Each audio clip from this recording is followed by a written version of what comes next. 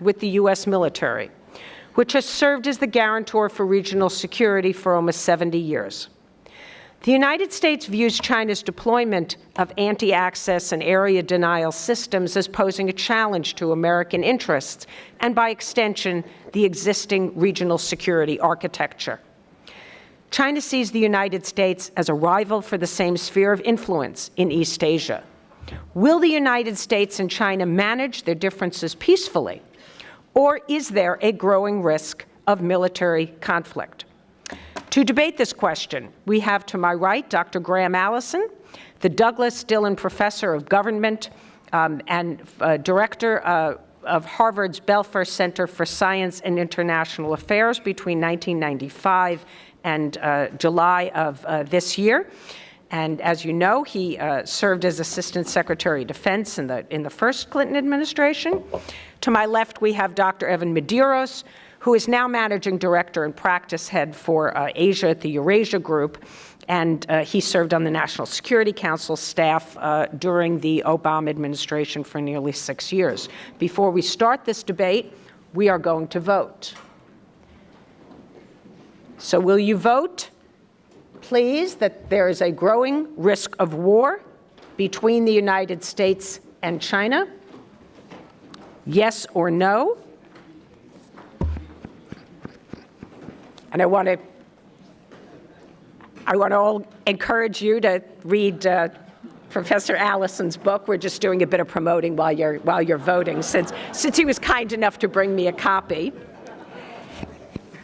And I hope all these clickers are working, because there's more people than that in the room. Okay.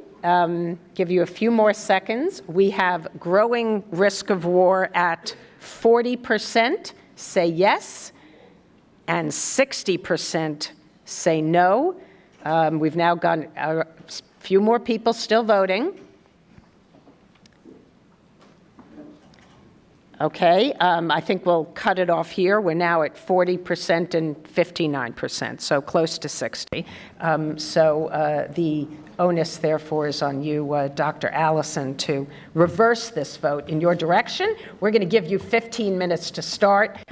In that podium, please.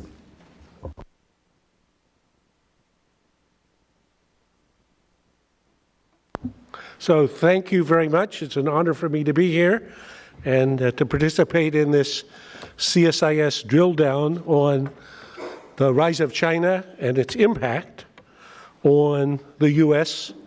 and the international order that the U.S. Took the lead in constructing and has underwritten for the past 7 decades, which for this group, I hardly need to remind you, have not accidentally been 7 decades without great power war, something that we should never take for granted, indeed something about which we should not be complacent. So to explore these issues, Bonnie and her team have chosen an unusual format. And when she first called me in June to ask about this, I said, you know, I don't really do debates. I remember those from high school. I wasn't a debater in high school. I come from the analytic community, so I declined. For those of you who know Bonnie, no is rarely the last answer when she asks you to do something. So she was more persuasive. And after she told me that Evan and I would be exploring this issue together, I said, well, okay, I'll at least experiment with the format and let's see how it works out. Because I think the issues are certainly ones that I think are vital for all of us. And let me start with a quick shout out for Evan Medeiros. He served with great distinction for 6 years as a key advisor to Obama in the White House, where he played a major role in trying to find ways to cope with the rising China and its impact on the U.S. And I applaud his service and his success, especially his success. And I look forward to his, I always read his insights now that he's at the Eurasia Group. I think actually if we weren't debating this issue, I'm confident that we agree about way more than we disagree. We were just chatting before. So we'll have to strain a little bit, but I think he would find it hard to argue with the proposition that the risk of war between the U.S. and China has been rising since he left the White House. But I'll leave that to you to ask him. Okay. So following Bonnie's format, we should start by being clear what the proposition is. So the proposition is that, before the House to read it, is that there's a rising risk of war between the U.S. and China. And let's be clear what it's not. So a different proposition, but that's not the proposition, is that war between the U.S. and China is inevitable. Actually, I think war between the U.S. and China is not inevitable. I think Evan thinks war between the U.S. and China is not inevitable. So this is not about inevitability of war. Secondly, this is not about war between the U.S. and China is likely. I believe that war between the U.S. is not likely. Not likely this year, not likely if I were making a bet for the decade ahead. So if the proposition was, is war between the U.S. and likely, I would say no. But the proposition is whether the risk of war between the U.S. and China is rising, that's the proposition, or alternatively declining, or staying roughly the same. Those would be all of the three possibilities. And my proposition is, and I do believe this, not just for the purposes of the debate, that the risks of war between the U.S. and China have been rising for the past year and are rising today and are likely to be rising in the foreseeable future, even though that's not to the point of war being likely, and certainly not to the point of war being inevitable. So, to the question how to assess risks of war, I can imagine three ways that we could do it. One, we can see what American citizens think. Now, of course, what do citizens know? On the other hand, they do vote, and that becomes our leader. We know about the wisdom of crowds, so it's at least relevant what citizens think, I think. Secondly, we can ask what experts think. Again, what do experts know about the risks of war? Often less than you would imagine, but still, they know something and they're relevant. And thirdly, we can ask what the evidence suggests.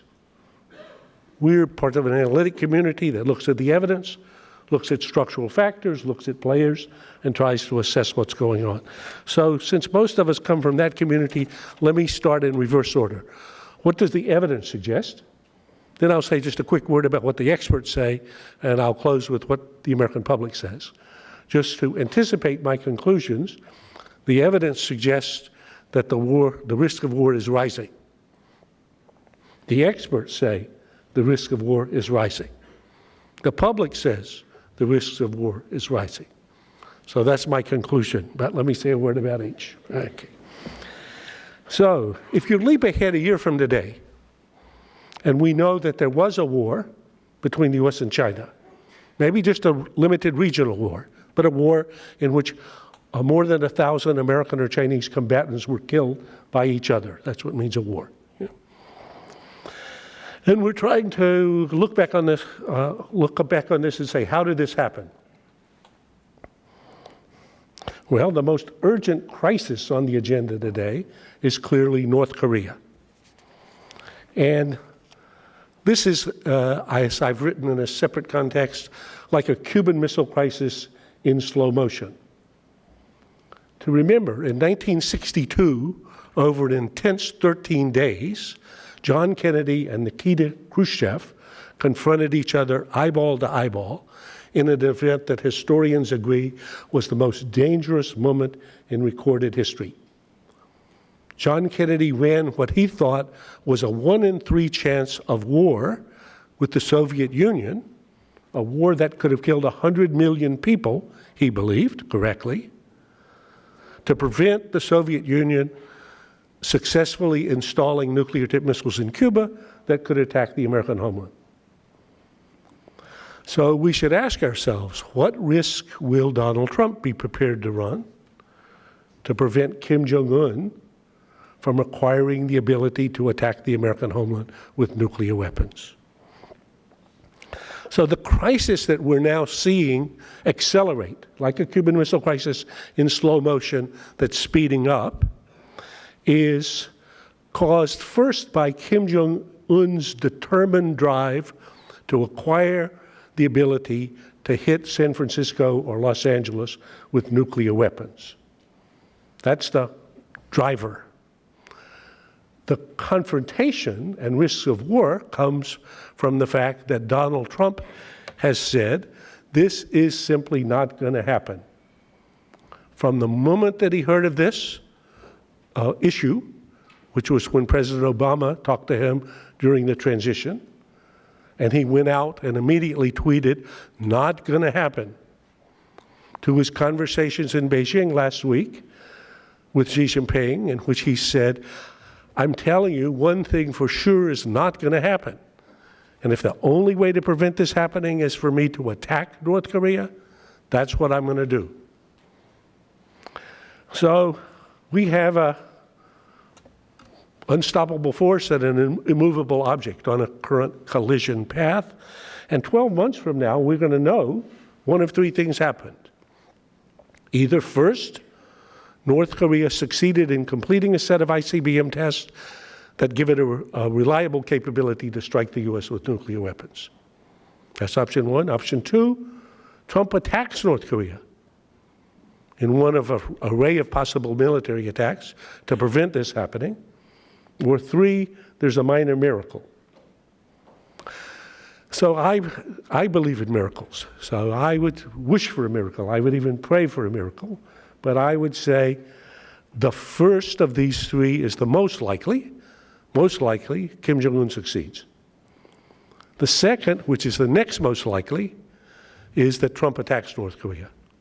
And thirdly, there's the possibility of the minor miracle for which I'm praying, which would be Xi and Trump together stopping Kim Jong-un from his nuclear advance.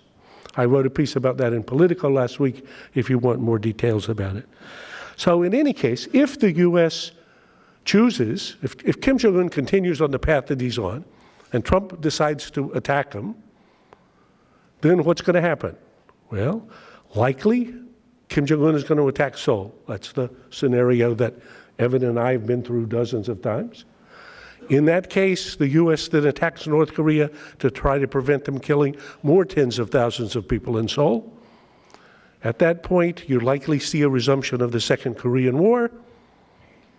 In that war, we should remember, in the First Korean War, what happened in 1950.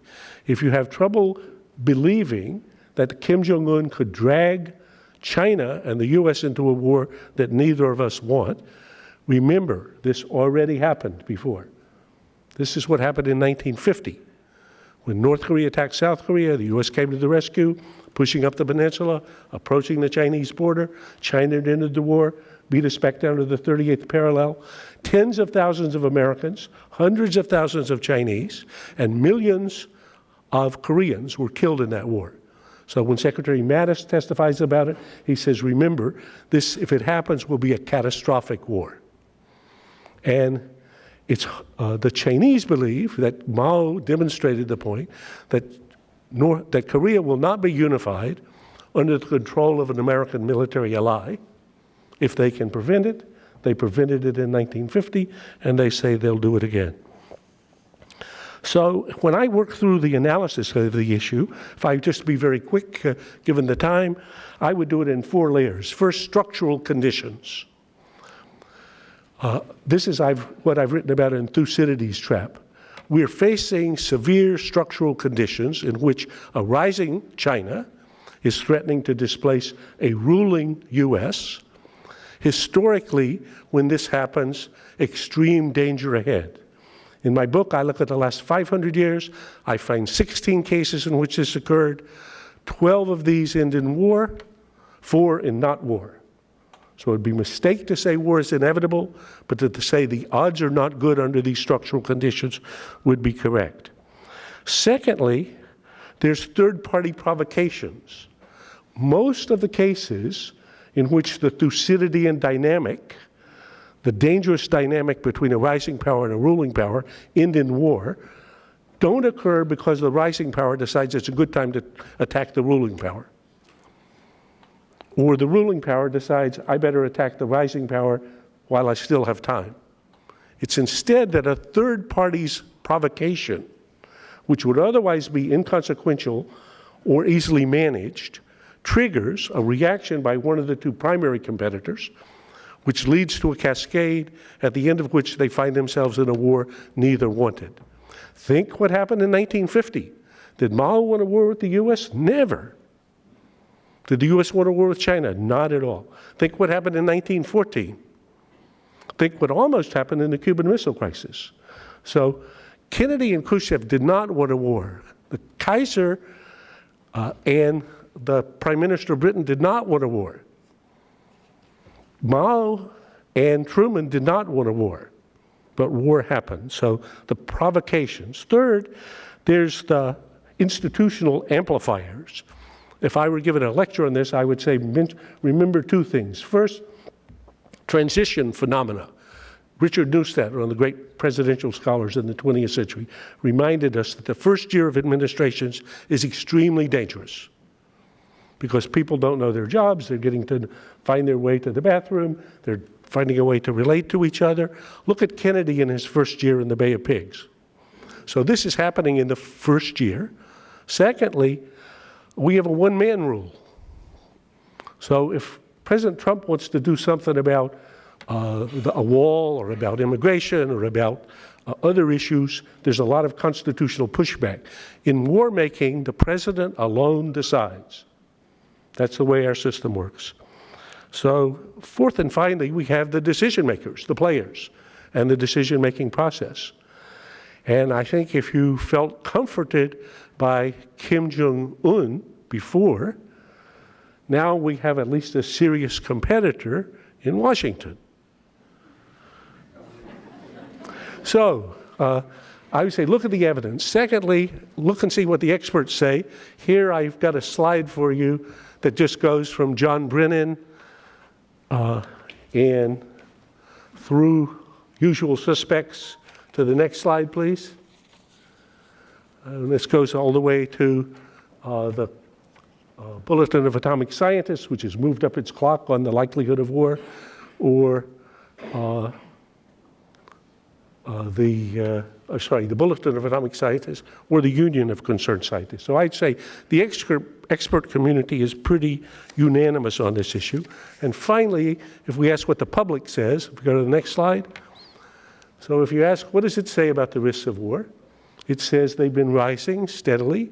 And the next slide. You can see here, this is both for Democrats and for Republicans. So to conclude, is the risk of war between the U.S. and China rising? I believe the analysis says the answer is yes. I believe the experts believe the answer is yes.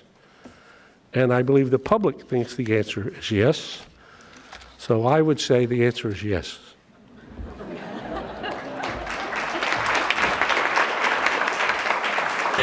Okay, Evan Medeiros, the floor is yours.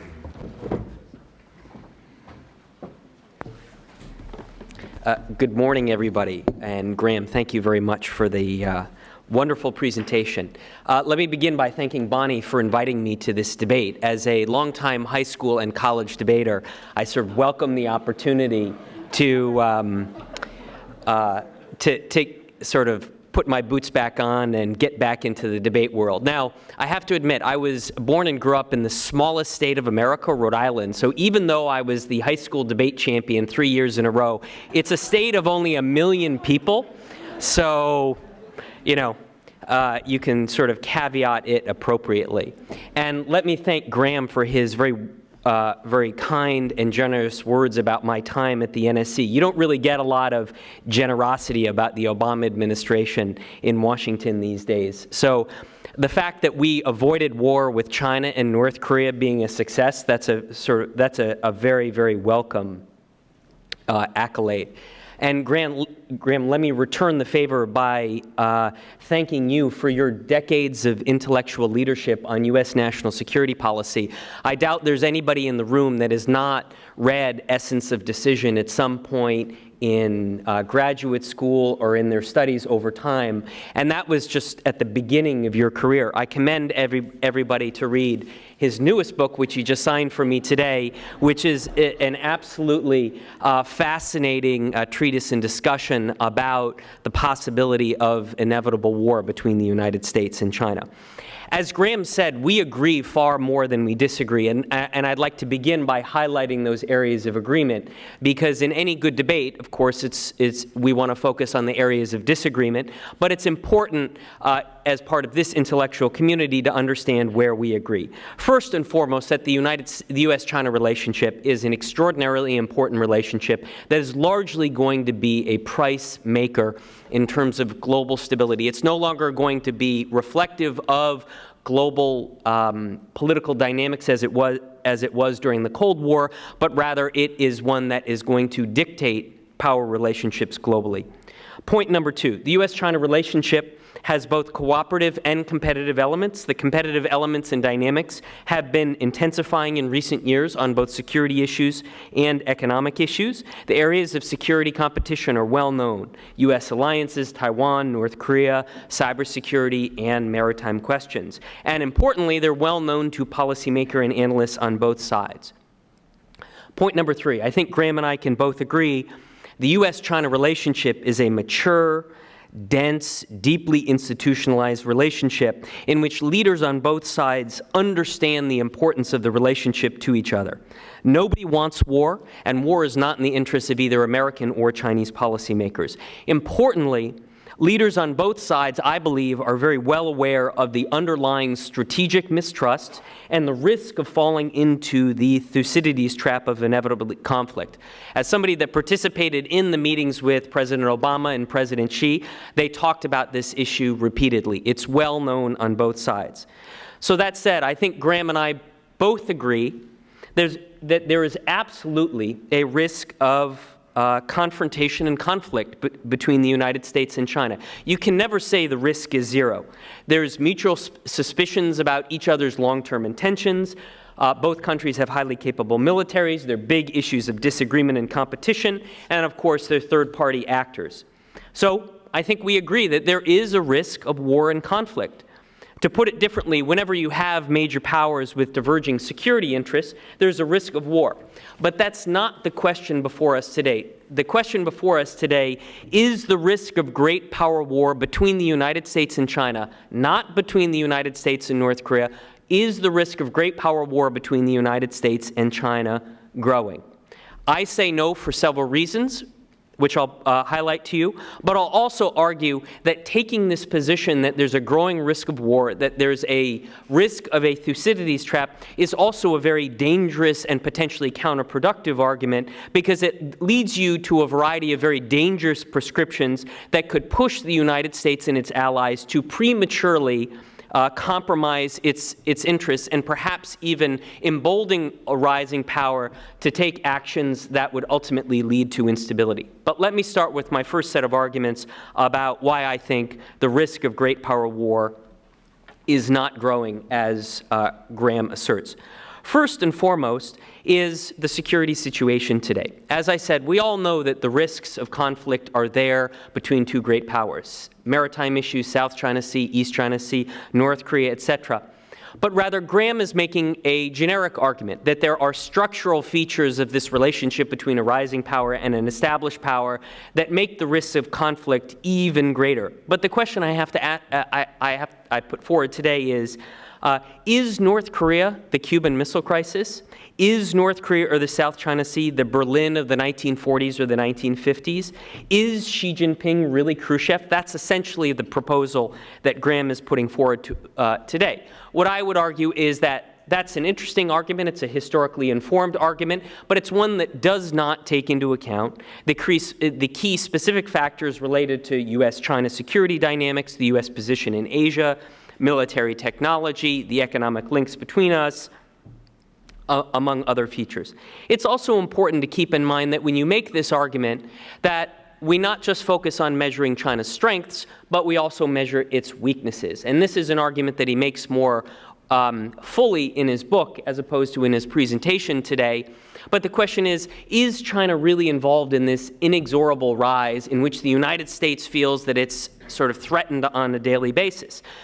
As I'm sure many of you know, China has a variety of its own domestic challenges: growing debt, environmental destruction, a military that hasn't fought a conflict since 1989, and then the fact that they're desperately trying to adopt a series of economic reforms to avoid the middle income trap. So the China I see today is the China that is struggling with both strengths and weaknesses, and I think that's the one that policymakers see as well. Look no further than President Trump's recent, very positive, surprisingly positive statements about President Xi during his state visit. Secondly, great power war is far less likely in the nuclear age. What Graham doesn't tell you about the 16 case studies that he did is that 4 of those case studies did not lead to war. Of 4 of those case studies that did not produce war, 3 of them occurred in the nuclear age. Simply put, nuclear deterrence and the risk of escalation to nuclear war is a very, very powerful motivation to avoid conflict and to induce caution between 2 great powers. And in fact, I would argue deterrence is actually improving in the U.S.-China relationship. China has been gradually, incrementally working on improving the credibility of its retaliatory capability. It arguably has a very viable deterrent now that especially that it has a sea-based leg of that deterrent. And so the more secure it becomes in the credibility of its retaliatory posture, the greater the stability in the U.S.-China relationship, and the more that nuclear weapons and the specter of nuclear conflict is a caution-inducing phenomena. 3, the military realities militate against the risk of a U.S.-China conflict. In the Western Pacific, the conventional military environment is a defense-dominant environment.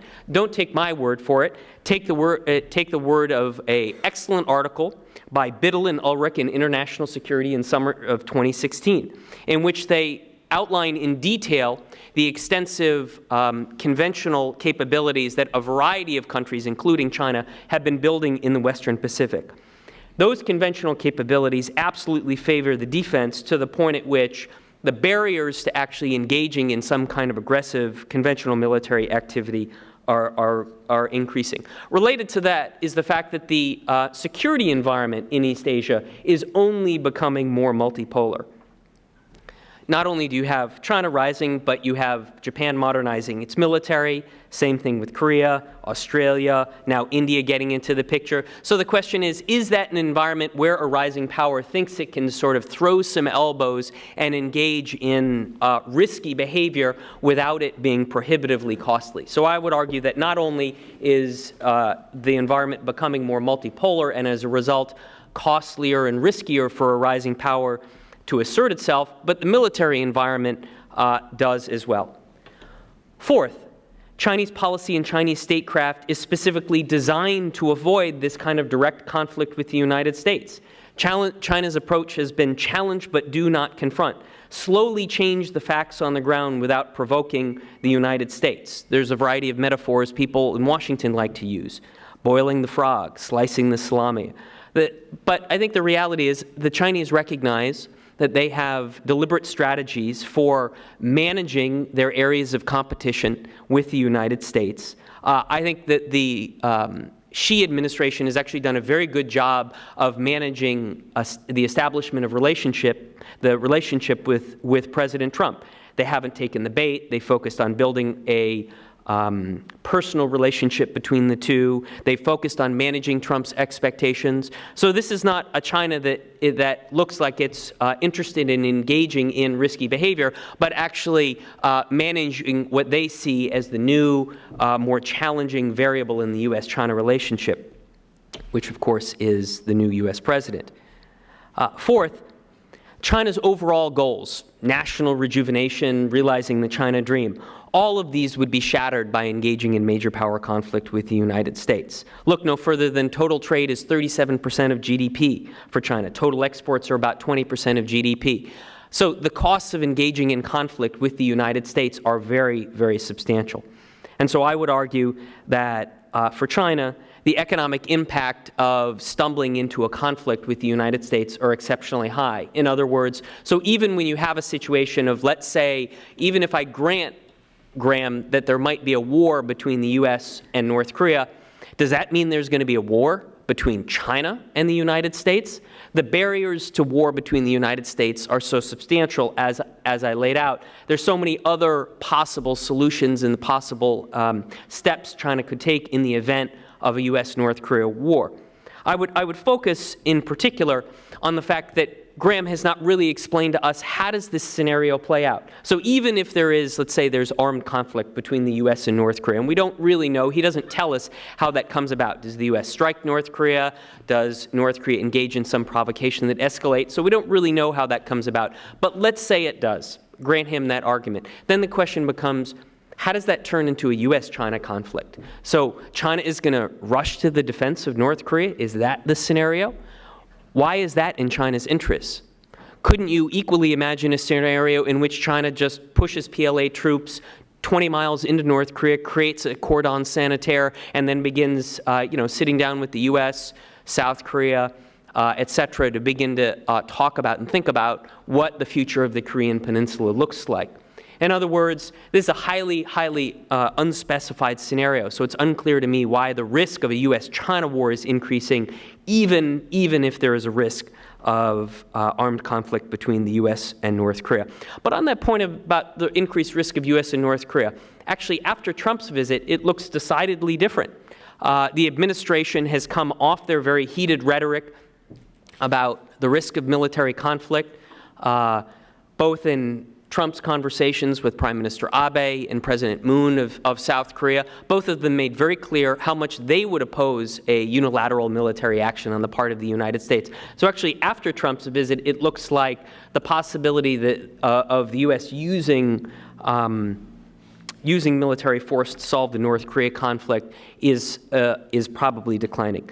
But let me end with two final arguments, which are separate from this whole question of U.S.-North Korea leading to U.S.-China conflict, which is just this notion of peddling the idea that conflict between the U.S. and China is rising, or even worse, that the conflict between the United States and China is inevitable, is a very, very dangerous idea, because it leads you to begin thinking about steps that potentially could undermine U.S. interests, but also increase the risk of war.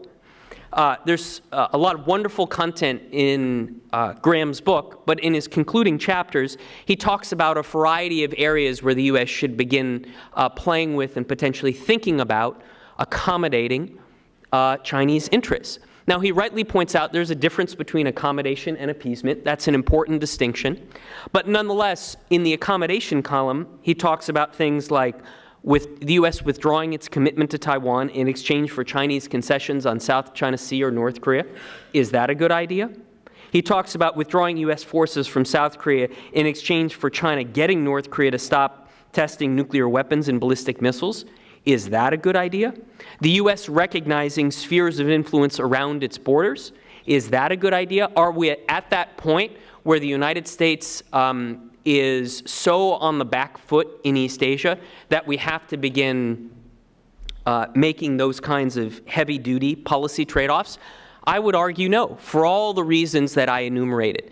China has weaknesses and challenges as well as having strengths. There are any number of reasons why war and conflict between the United States and China are more costly for China than they would be for the United States.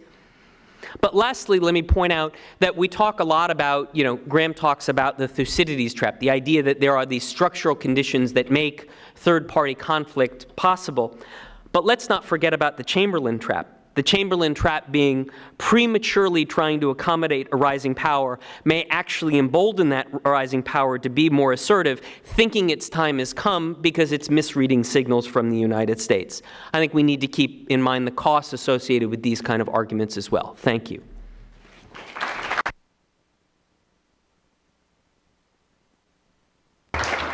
Okay, Graham, back to you for 5 minutes of rebuttal.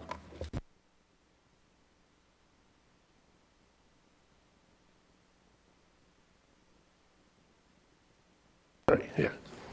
Thanks very much.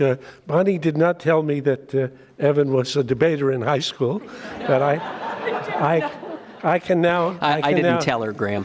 I can now see his skills exhibited, and I think actually he made about a dozen good points, if I wrote them down correctly, with which I agree. But I think he, in doing so, managed to obscure, and I hope not successfully, the question before the House. So the question before the House is simply whether the risks of war between the U.S. and China are rising, or alternatively are declining, or staying the same. And I think actually if you take Evan's argument, he's pretty clear the risks are rising, but he doesn't think war is likely, which I agree, and he certainly thinks war is not inevitable, with which I agree. So let's stay with the question first of the risks in themselves, and then secondly, his final point about whether recognizing the fact that these risks are real and rising is dangerous, that's his claim, or alternatively, my claim would be that complacency about the severe structural stress, the dangerous dynamic that occurs when a rising power threatens to displace a ruling power, that complacency about that is dangerous. So first, I gave you the array of arguments, but I saved, if I have it here, one, which comes from a noted risk assessor, and let me quote from this risk assessor's report called Risks 2017. Quote, "Third is the rise of China and growing, underlying growing, potential for conflict with the U.S. Secondly, China's new opportunities to set the rules and the Trump administration's search for, quote, new and better, close quote, deals will also make it more likely, underline more likely, that China and the U.S. will collide. And then thirdly, for the past decade, North Korea has been a problem, but not a significant risk. That changed in 2017. So I won't tell you who this expert was, but he's the lead analyst for the Eurasia group. And very subtle, Graham, very subtle. I'm reading from their Trying report. to get me fired. I'm reading from their report, and you can go look it up. Okay. Okay. So, second proposition, and this is one that I think is not a debater's point. This is a point I feel passionate about. I think recognizing severe risks and danger is not dangerous. Failing to recognize that when you have extreme conditions, you're required to have extreme imagination and extreme adaptability. That's dangerous. What was dangerous in 1914 was people's not recognizing the ways in which the assassination of an archduke could trigger a cascade of actions and reactions that ended in a war that burned down everybody's house. What was dangerous in the Cuban Missile Crisis was many people saying, well, if we attack the missiles in Cuba, what will they do? They'll do nothing. And we'll live with it. As opposed to thinking, wait a minute, what will they do? What could they do? What could happen in Turkey? What could happen in Berlin? How could one thing lead to the other? So I think, I believe this quite strongly, that we're facing and will face for a generation the extreme dangers that come from this dynamic, which is not a ground for pessimism and certainly not grounds for accommodation. It's for imagination, for a surge of strategic imagination, like what gave us the strategy for the Cold War. So, and adaptability. In the book, I conclude not with a plea for accommodation, not at all. So that was not quite right, what Evan said. I say the current thing that passes for a strategy in Washington, engage but hedge, we should recognize is just going with the flow. So whatever happens, happens. We're either engaging or we're hedging.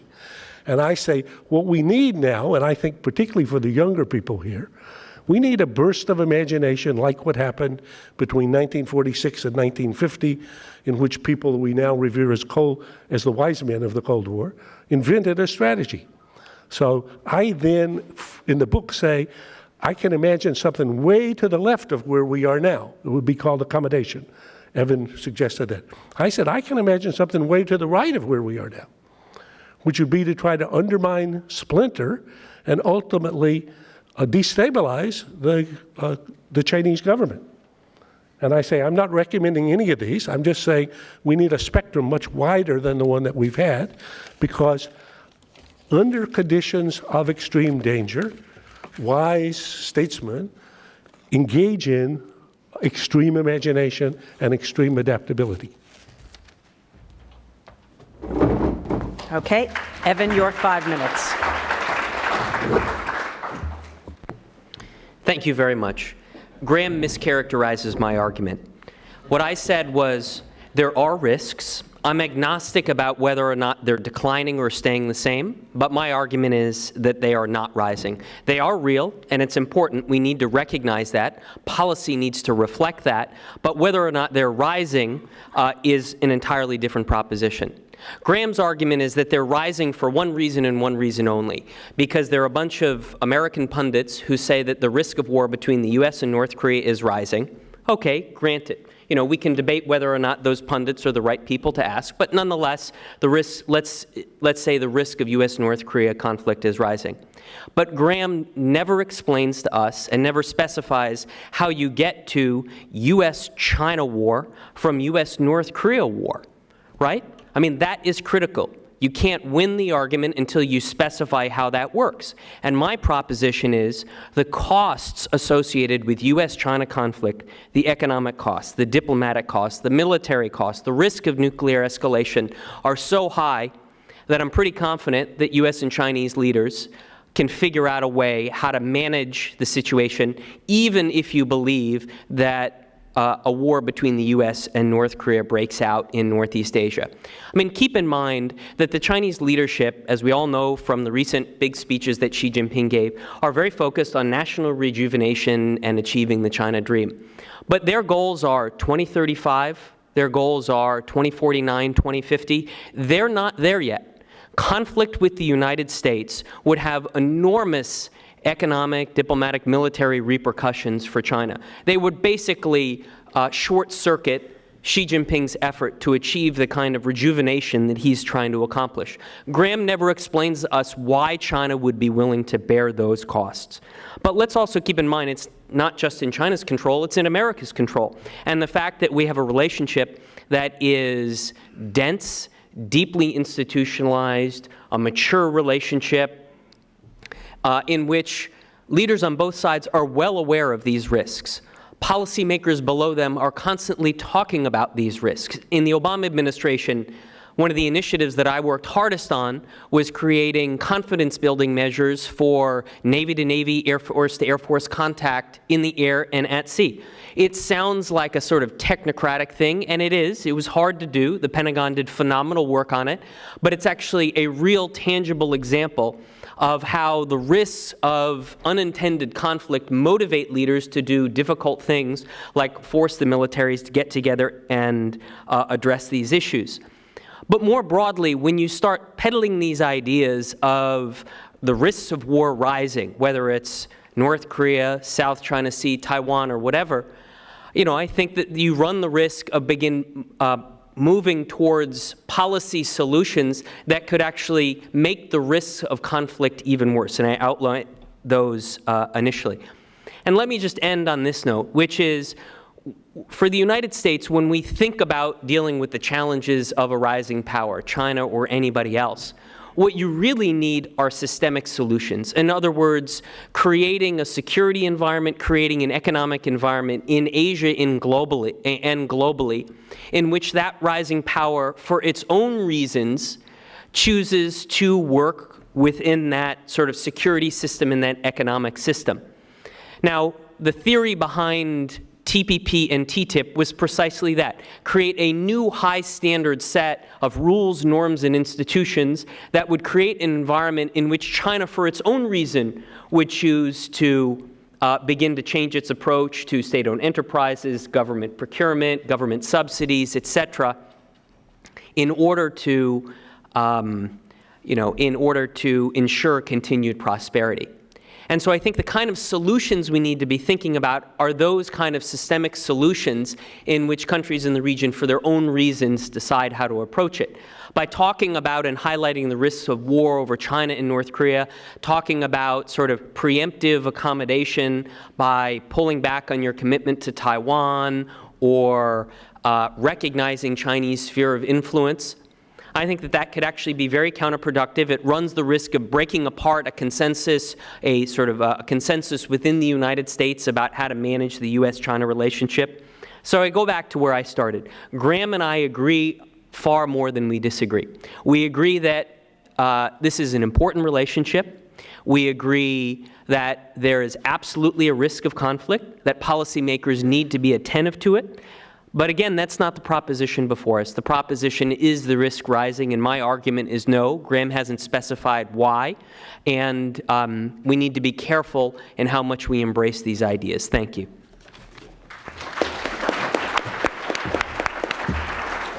Okay, we have about 15 minutes, and once again, I'm going to ask you to wait for the mic when you ask your questions, and to please make your questions short.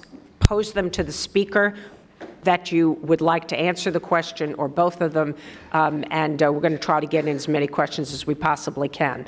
Okay, at this table over here, this gentleman, please bring the mic over, identify yourself.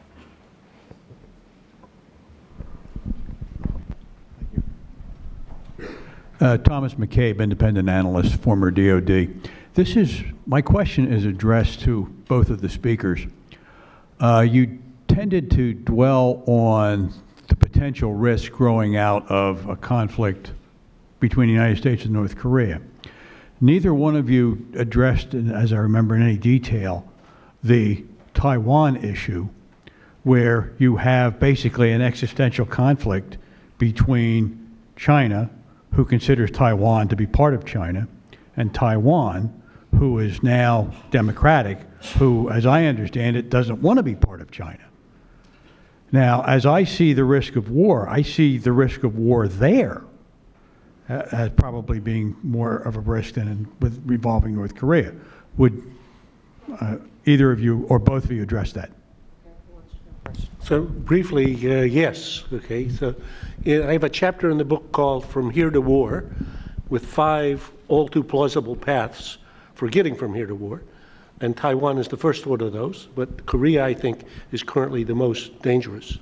The realities are just the ones you identify. First, China is as certain that Taiwan is part of China as the U.S. is certain that California is part of the U.S. So this is something to fight about if anybody wants to fight.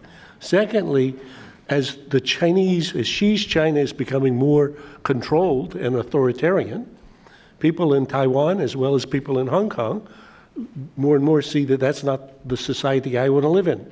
So that's a trend line that you're going to see. Xi is not going to become more democratic, his China, and Taiwan is not going to become less democratic if people are given their choice. So that's on a collision course. Thirdly, the U.S. has actually been quite accommodating to China on Taiwan over now 30 years of different administrations. It's a very good account of that in Tom Christensen's foreword to his recent book. So I think this is a complicated issue because the U.S. position is if China seeks to reintegrate Taiwan by force, the U.S. will, quote, come to its support. But there's not much detail about that. And I think it's quite unlikely that an American government would fight for China now. And I'm sure there's nobody else in the region who would. So those are realities. On the other hand, I think that China has showed itself to be patient, but the trend lines are not good given the way China is going and the way Taiwan is going. I very much share Graham's views. I think there is a real risk there. I don't think it's particularly immediate, given the fact that the Tsai government in Taiwan has not been pushing the envelope like Chen Shui-bian did. I think Xi Jinping has demonstrated a relative degree of patience. On some readings of his work report, he basically feels as if China is prepared to wait until 2049. You know, reasonable experts can disagree about whether or not that is the precise way, the accurate way to read his work report. But nonetheless, yes, we need to keep our eyes on Taiwan because we know how high the stakes are for China. We understand what it means to them. And as Graham rightly pointed out, in terms of the people of Taiwan, their desire to reunify with the mainland is declining. It's not rising, especially as new age cohorts become politically conscious and politically active. I can make one more footnote because I think it's a good question. So part of the reason I think, and I think Evan and I mean, we sound like we disagree, but I think we agree about this. Part of the reason why we should, I think, identify risk factors like Taiwan and like North Korea is to have both the expert communities and then the governments walk through these scenarios in order to see how they could drag us somewhere where we don't want to go, in order to see what we could do jointly to prevent that happening. Okay, we have a question on the other side of the room. Stand up, please, and identify yourself. Thank you. I'm Satoshi Nishihata, Washington correspondent of the Liberty and Happy Science Group. And I have a question to both. Is it possible that the risk of the war is declining in the short run because of that effective diplomatic efforts? But in the long run, if China seeks global hegemony toward 2049, as often said, the risk of war seems to be rising in the long run. Thank you. Okay, fair question. We didn't put a time frame on it, but that means it's sort of open-ended. Which one of you would like to take that question first? Evan? I mean, that's a great question, but it involves you making a key assumption, which is as China's capabilities expand, will its intentions change? So yes, if China decided that it wanted to start asserting its hegemony in the Western Pacific, so it was looking for a more coercive solution to the South China Sea, the East China Sea, yeah, that clearly would provoke a conflict with the United States. My proposition was it's not clear that China is on that particular pathway. I think I disagree a little bit. I would say if you ask the question, are Xi and his colleagues serious about displacing the U.S. as the predominant power in the Western Pacific in their lifetime, in the foreseeable future?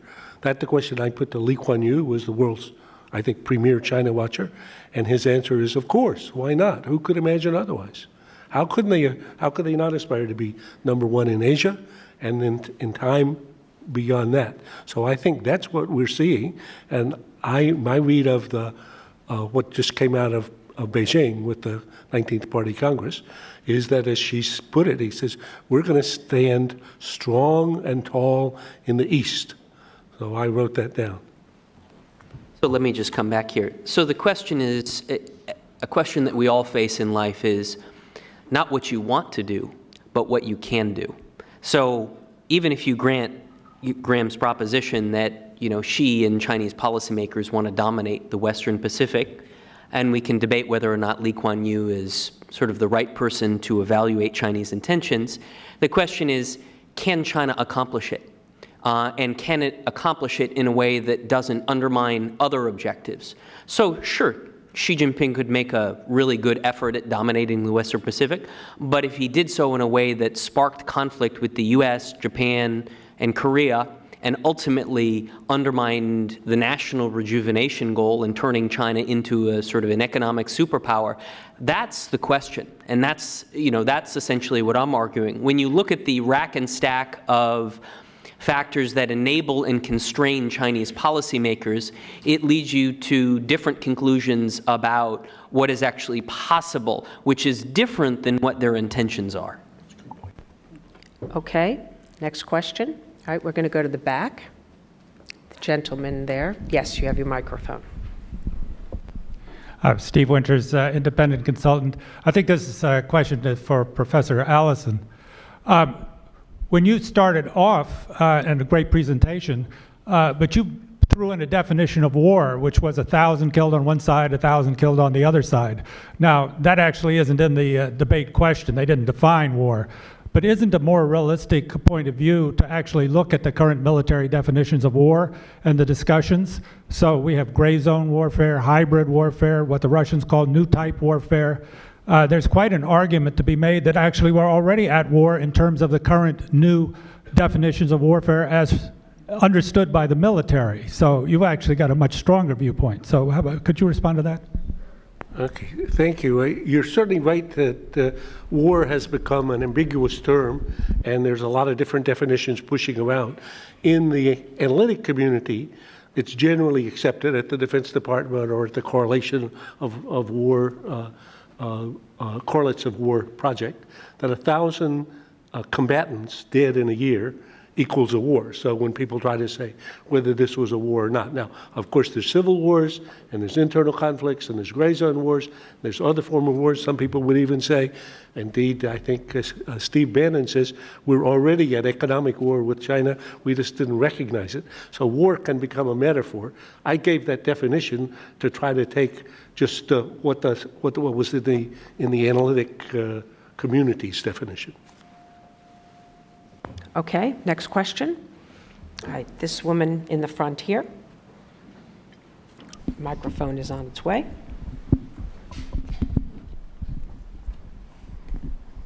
It should be on. Thank you. My question is to Evan, whether recognizing risks is a good thing or not. And I follow it up with Graham that if, for example, we look in Asia Pacific right now, so Japan is doing its military deals with the US and preparing for any potential conflict, or South Korea is also buying arms from the US or preparing for a defense. Whether preparing for a defense can lead to an offense given any political miscalculations or... Thank you. That's a great question. Simply put, recognizing risks is not only a good thing, it's an essential thing for any responsible policymaker, because you need to be aware of challenges to economic and security interests, and you need to prepare accordingly. The policy challenge comes in as you design your response, do you make that risk worse, or are you managing it? This is sort of the essence of the security dilemma in political science. In other words, steps that you take that you think are improving your defense may actually be making the situation worse. And that's where human agency comes in. Graham will tell you that there are these immutable sort of physics-like laws, and that's why the Thucydides trap and the structural conditions it creates might lead to US-China war over North Korea. What I argue is that human agency plays a much more important role. And it's important for policymakers on all sides of the equation to have a pretty clear-eyed view of the intentions and the capabilities of the other and respond accordingly. So absolutely recognizing these risks and responding is essential. The question is, do you do it in a way that ultimately makes the situation worse or not? And sometimes you don't know. I mean, there were plenty of decisions I made when I was at the White House. I have no idea yet whether or not they actually made the risks of conflict between the US and China greater. History will have to judge. So I would say I agree completely with what Evan said. I think first I wrote it down here. Recognizing risks is essential for responsible policymaking. So that's, I think, that would be the main takeaway for all of us, not debate aside. And I think the question of human agency, as well as structural conditions, is absolutely correct. And that's why probably somebody should ask Evan, does he feel more comfortable now with our White House than he did a year ago? Okay, we have a question over here on that side. James Schlein, and I'm an independent consultant. I actually want to build exactly on that last point. It seems, as we consider the global security dilemma, I wonder about China's sensitivity to regional security dilemmas. As it extends the Belt and Road, it will become exposed to potential regional conflicts, say between India and Pakistan. Is China sensitive to that risk? How is China considering that risk? And how do little conflicts, or in the case of India and Pakistan, huge conflicts or huge potential conflicts, affect your consideration of the U.S.-China risk of conflict? Thank you. I think that's a great point. It's one I could have made in my presentation. In other words, the way I interpret your point is, as China evolves from a regional actor to a global actor and increasingly has economic, political, and military interests in countries outside of East Asia, that's going to basically stretch them thinner. So the ability to assume risk in its relationship with the United States or its relationship with Japan or Korea in East Asia will be constrained by the fact that they have to spend time, energy, resources, and mind share on managing their relationships with Central Asia, Russia, and Europe.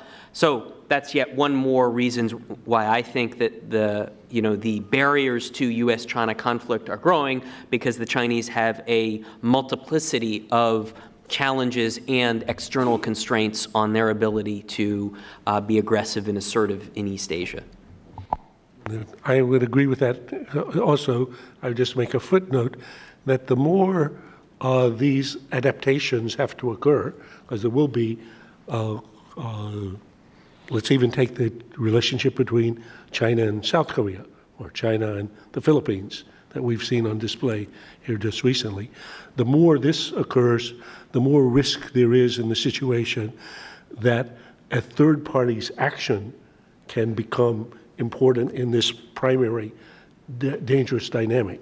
So again, historically, if you look at, let's say, Athens and Sparta, the classic case, here is Corinth, a ally of Sparta, that the Spartans really don't like at all, but which gets into a conflict with Corcyra, and the Spartans feel obliged to back them up, so one thing leads to the other. I think as these adaptations are occurring in the structural conditions in which China is becoming more powerful and more assertive, wanting, just as I think in the quote I read from Evan, to change the rules or to adapt the rules, that creates a risk factor that we need to take account of. Yeah. Let me just foot stomp Graham's point, because I think it's an excellent one, that we need to be mindful of third-party actors, obviously. But what's interesting to me is, in his research, third-party actors, played this provocative role in all the instances except when you get into the nuclear age. And in the nuclear age, suddenly the barriers go way up. So the ability of these third-party actors to sort of drag major powers into conflict, I think, begins receding. So that's something to keep in mind as well. Now, of course, we've got some wily third-party actors in the form of Kim Jong-un and North Korea now. But as you know, my proposition is I believe that the U.S. and China will be able to manage that, even if there is some kind of military conflict. I apologize, one more note on a note. So basically, Evan's point about these 16 cases, no, only 2 of the cases of no war come after the nuclear age. Only the Cold War and then the stretch case, that is the rise of Germany. The rise of the U.S. To challenge and then rival and then overtake Britain, beginning of the century, is before we get to a nuclear age. And secondly, in the nuclear age, so the U.S. as a nuclear superpower in 1950 gets dragged into a war with China, it is to the U.S. and to our commander, MacArthur, inconceivable that as we march up the Korean Peninsula to unify Korea, that Mao, who is only 1 year before consolidated control of his own mainland, who's running a country 1/50th our size, would attack Superman, who's just dropped bombs next door on Hiroshima and Nagasaki to end World War II? No, it was dumbfounding to him. So I think even in the nuclear age, now that was just one nuclear power, not the other one, and yes, agreeing completely that nuclear weapons, remind people, have a great crystal ball effect, that if you get into a nuclear war, we may all be killed. So that creates a great deal of caution, which we can be thankful for. But nonetheless, even in those circumstances, we've seen, as we saw in 1950, the U.S. and China in a war that neither wanted. Okay, well, debate aside, we really had a terrific conversation here, but we are having a debate. And that debate here is about the proposition there is a growing risk of war between the United States and China. So I'm going to ask you all to please pick up your clickers. Make sure they're on. It does have an on-off button, which you should see light up. And please vote whether you think, yes, we have a growing risk of war between the U.S. and China, or against the proposition, voting no. Everybody has to vote. I don't want to tie. That's it. Let's keep voting. Get those votes in. Going to give you another 30 seconds here. Just think, the next voter could be the one to tip the scales, as it is very, very, very close, because we've had a really terrific set of debaters here today. All right, keep going. If you haven't voted, please register your votes.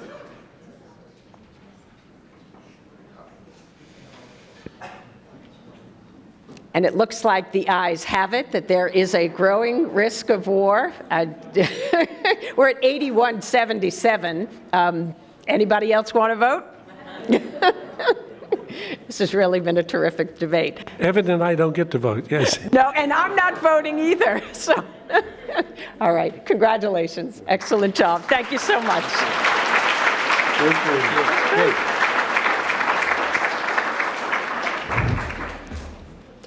We are not going to take a break at this point. We will have an extended break for lunch. So I'm going to just ask you to remain in your seats as we bring up our next set of debaters.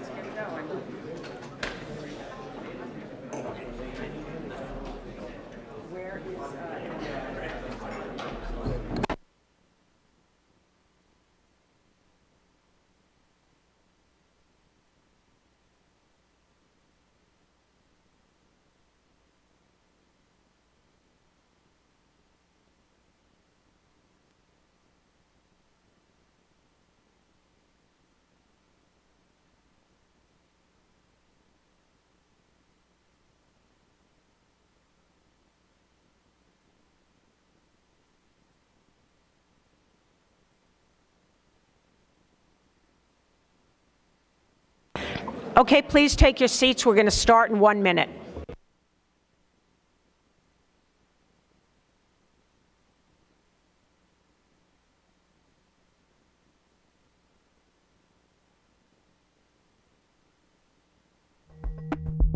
In early August, North Korea threatened to launch 4 intermediate-range ballistic missiles to a point about 30 or 40 kilometers off the coast of Guam. Tom, could you walk us through how U.S. missile defense systems would respond if such a launch was detected? So if that happens, the United States would first detect the missile's heat signatures with satellites such as the Defense Support Program or the newer space-based infrared system. Those satellites would then cue terrestrial radars, such as the TPY-2 X-band radars in Japan and South Korea, which track the missiles with greater precision. The threat missiles would be within the radar field of view for perhaps 5 or 6 minutes. Aegis BMD ships might also be in position to track the missile's flight.